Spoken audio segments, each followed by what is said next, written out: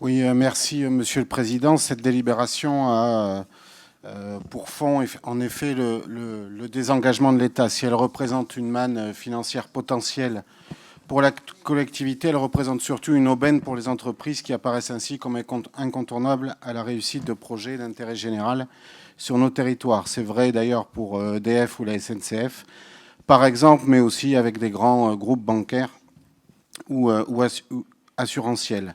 L'État ne serait ainsi plus assez armé pour assurer ses missions régaliennes et le privé aurait alors toute sa place pour venir à son secours. C'est d'ailleurs le discours tenu par Dominique Faure, ministre délégué chargé des collectivités territoriales et de la ruralité, qui a affirmé récemment que l'État n'a plus d'argent et de préciser que si l'État est endetté, ce n'est que de ses et oublié de préciser que si l'État est endetté, ce n'est que de ses choix libéraux, notamment de se priver de l'impôt sur la fortune ou de se priver de la taxe sur les superprofits. Nous dénonçons donc cette manœuvre libérale qui met en péril les solidarités et la cohésion des territoires et nous refusons ce désengagement orchestré de l'État et refusons que les collectivités soient contraintes de quémander des miettes, enfin de ce que pourrait être prélevé par l'impôt.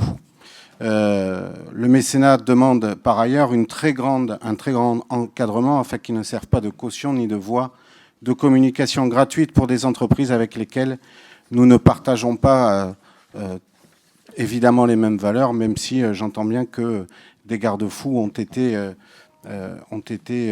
réfléchis. Cette année, c'est 950 milliards d'euros de profits qui ont été transférés par ces entreprises vers les paradis fiscaux. Le gouvernement doit mettre à contribution ces gros profits pour redéfinir une véritable politique de justice fiscale et revoir le partage de cette manne financière avec les collectivités. Pour ces raisons, nous ne voterons pas en faveur de cette cellule mécénat et sponsoring et donc de cette délibération. Je vous remercie.